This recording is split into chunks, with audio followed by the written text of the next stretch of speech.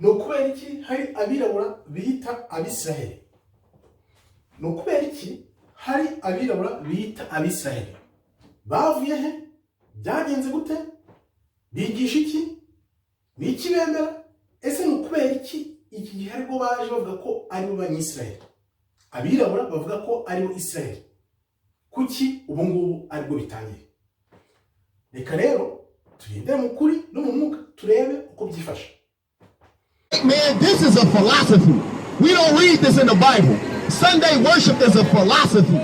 God loves everybody is a philosophy. That's right. That meaning it was taught by men. In slavery, we was getting whipped on our backs to put us in submission. They taught us that. When we read the Bible, that's not what the Bible says. That's the picture that's in my church. That's the picture in your church? But is that what God looks like according to the Bible? No, we gonna get it all. God is Jesus' God. So what is this? So why is this in your church? It's a lie. It's a lie. It's a lie. That's why Paul says this. Listen, you got something? Abirabura bita Abisiraheli nta kindi bashingiraho, nta kindi kibitera, n'ubwenge Imana yavuze buziyongera mu gihe cy'imperuka.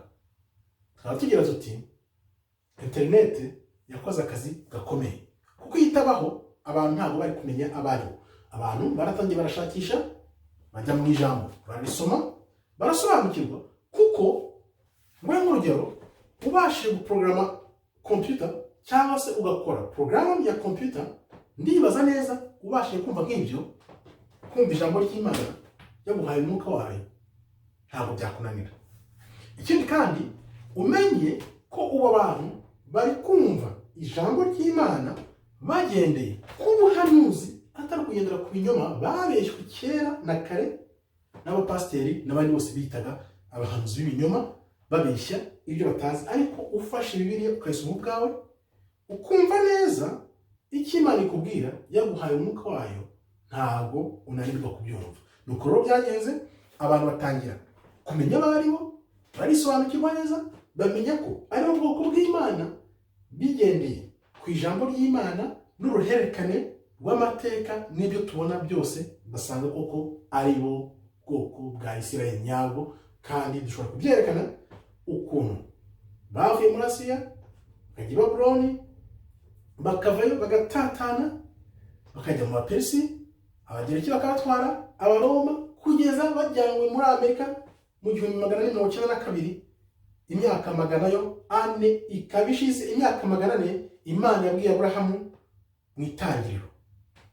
Iyo myaka rero iruzuye, ibihe cyanyuma birimo biregera, abantu bari gusobanukirwa baribo.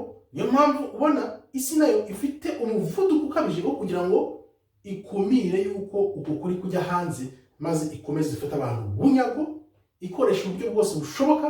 Ubwo mwabonye muri 2019 bwatangiye, iriya ni intangiriro yo kugira ngo barebe ko abantu batava mu mwijima barimo, bagume muri uwo mwijima, ntibamenye ukuri cyangwa ngo babone urumuri. Ariko ibyo ntibishoboka kuko Imana yaravuze iti iminsi ya nyuma niyegereza, nzafata umwuka wanjye mushyire ku bantu banjye, maze bongere babeho, bahugukirwe, bamenye abaribo, bamenye ukuri kuko ukuri kuzaba batura. Ibyo rero biri kuba ari isi nayo iri kurwana kugira ngo ibikumire, ibipfukirane, ariko ntabwo bizakunda. Turebe rero, hari ububyutse bukomeye cyane buri kuba twebwe twita ya magufa ya Ezekiel mu gitabo cy'Imana. Imana ibwira Ezekiel, bwira ayo magufa ko azongera guhumeka akabaho.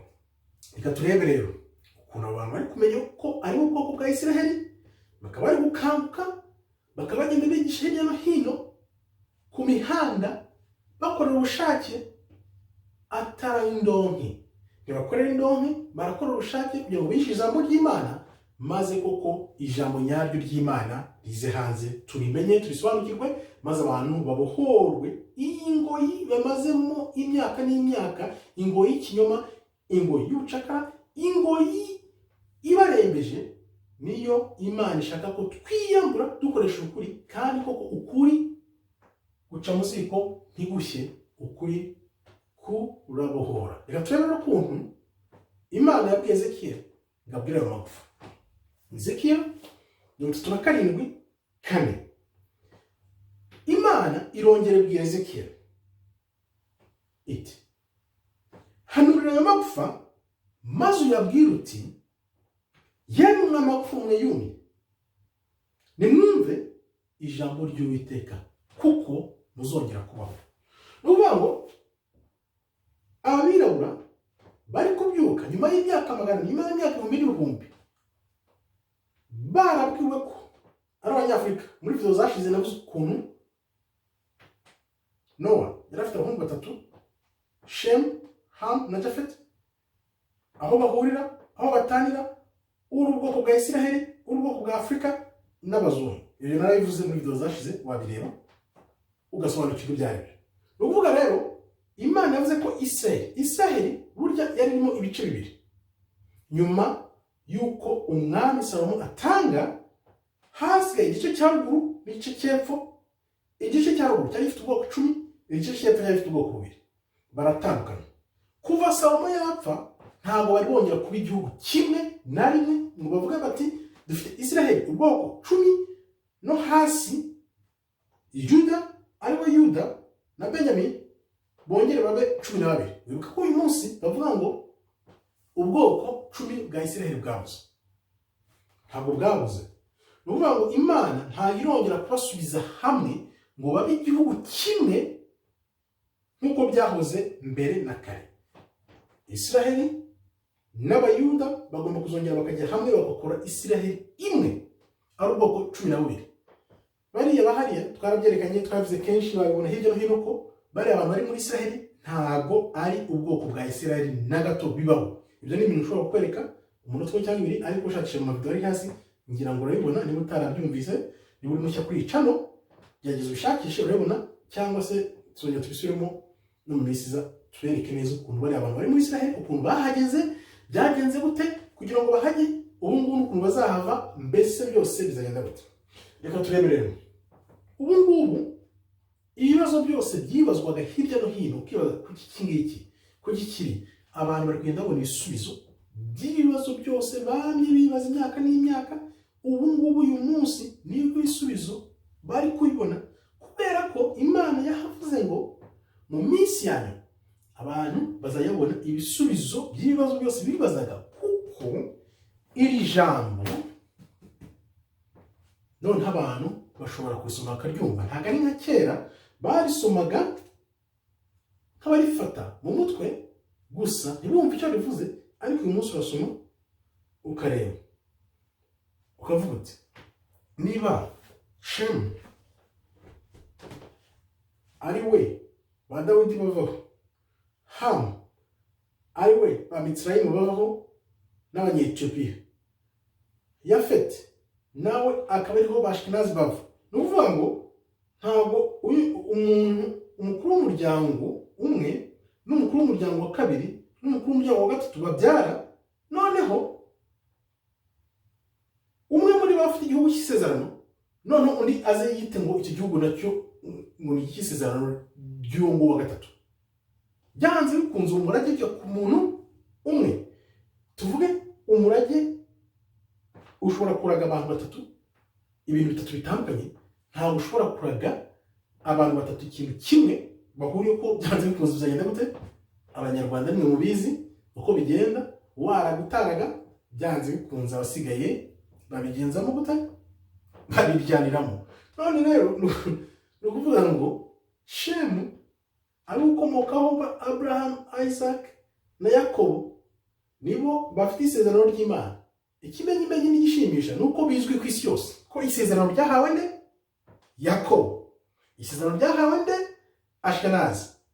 Yego? No, oya, ryahawe Yakobo. Yakobo niwe wafashe isezerano, ntabwo ari Ashkenazi. None rero ukibaza uti Ashkenazi yaje gufata isezerano rya Yakobo gute, byagenze gute? Ibyo ni ibintu ndasobanuye, wakongera ukabireba ukabyumva neza uko byagenze. Noneho ubu ngubu rero muri iyi minsi ya nyuma akaba ari ukuri kugiye kujya hagaragara, noneho abantu bakamenya ukuntu Ashkenazi yihaye ubwami n'umurage wa Yakobo, byagenze gute kandi Imana ikaba igiye kubishyira ku mugaragaro.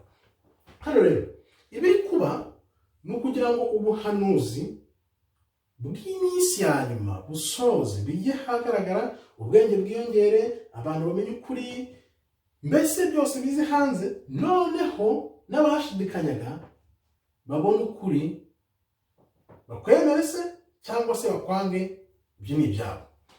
Noneho tubazo tureba abirabura biyita Abisiraheli bagaragazwa n'iki? Ni iki kintu gikomeye cyane kigaragaza koko ari ubwoko bwa Isiraheli? Ibaze nawe, abantu barifashe muri Amerika, mu Bwongereza, Canada, za Australia, mu Burayi, ahantu hirya no hino muri za Afurika hose, batangiye gufata Bibiliya zabo bakajya ku muhanda kwigisha ijambo ry'Imana. Insengero zose bazivuyemo, banyawo, mbese bumva ko ari ubwoko bwa Isiraheli. Nta muntu ugikandagira mu rusengero rw'abana bita abakristo bagendana n'abakatolika, bagendana n'abandi bapasiteri bose b'ibinyoma bagenda babeshyabeshya. Nta bantu bagikandagira mu rusengero bazi ukuri, bazi Bibiliya, bayumva neza, bazi ubwoko bw'Imana ubwo aribwo. Ntabwo bakijyamo. Ahubwo hari ikintu natekereje, ndavuga koko Afrika ikomoka kuri Hamu, kuko muri Afrika nta bantu benshi bazi, nta bantu benshi bari bamenye yuko ubwoko bw'Imana ari abirabura. Bose baracyagira muri bya by'abazungu babashyizemo, byabuza bwonko bwa bucakara bwa ukoroni babashyizemo, nibyo bose bakinjiramo. Kuko hari ibyo umuntu ashobora no kukurwanya akakubwira yivuye mu kuntu abazungu ari bo ubwoko bw'Imana, ariko ufashe umunota umwe gusa ushobora kumwereka ati dore uko bimeze, dore uko byatangiye. Ubyeretse wese, kuko buri wese afite ubwenge bwumva, uramwereka ati dore, okay, singiyi, iyi ni Bibiliya, urayemera, ukajya ku murongo ukamwereka akareba, mbese ko ntari mbizi, ntabwo wari ubizi nyine biri muri ko ntabwo yisoma nyine, ntabwo yisoma, ntabwo wari ubizi nyine, ngibi Bibiliya urayemera, ndayemera, soma, agasoma. Ibintu ko ntabyumvaga, ntiwabyumvaga nyine, kuko bakubwiraga ibyo bashaka ko wumva, atari ibyo wagombye kumva, kuko ntabwo wasomaga Bibiliya. Niyo mpamvu Imana ivuga ngo isomera ijambo ubwawe kugira ngo wemerwe uryumve, kuko nibwo uzaryumva ubwawe, kuko uzaba warisomeye wabyumvise. Rero abantu benshi bari gukanguka, ariko icyatangaje ni ukuntu abo bantu bose bari kujya ku mihanda na Bibiliya zabo bakigisha ijambo, yaba ababona, yaba ababegera bakumva ijambo, cyangwa se abataryumva, ariko byanze bikunze barababona, bari aho ngaho. Ni ukuvuga ngo n'uburyo bababona, ni ukuvuga ngo nabo bari kwiga. Kuko iyo uhora ubona ikintu, ukabona ikintu buri gihe kigaruka kikujyamo, byanze bikunze kereka amaso yawe ntukirebe. Ni ukuvuga ngo bariya Bisiraheli b'abirabura bari ku mihanda, bagenda bazinduka mu gitondo bakavuye ku mugoroba, mu gitondo bakavuye ku munsi, kuva byatangiye. Njyewe mbigezemo nk'imyaka 10, bimazemo nk'imyaka 10, nabimenye nk'imyaka 10 ishize, 12 kuva icyo gihe bari kugenda biyongera. Ni ukuvuga ngo ubu hasigaye twe turimo neza, urabireba ukavuga uti byanze bikunze hasigaye igihe gito cyane, gito gusa, gito kugira ngo baganze baneshe ibinyoma byagiye bibeshwa abantu. Ariko rero satani ntabwo yicaye gusa, nawe ari gukora uko ashoboye kugira ngo abikumire. Niyo mpamvu ubona ibiba isi yose, duhereye 2019 ukazamuka kugeza n'uyu munsi. Nicyo bigamije, mutanabizo bimenye, ni ukugira ngo fata isi yose bakumire ubwoko bw'Imana ko bwongera kujya hamwe, Isiraheli na Yuda ngo bakore Isiraheli imwe, bari mu mwuka w'Imana. Nibyo bari kurwanya, ariko ntibazabishobora. Ahubwo mu minsi mike, ni ukuvuga ngo hazatangira kubaho imidugararo hagati y'abarwanyi kuri nyakuri n'abanyakuri bigisha ko ari ubwoko bw'Imana. Nibwo rero ibintu Imana izabishyira ahagaragara, noneho buri wese akabyibonera n'amaso ye, akavuga ati koko Yeremiya 13:19 twarazwe ibinyoma gusa.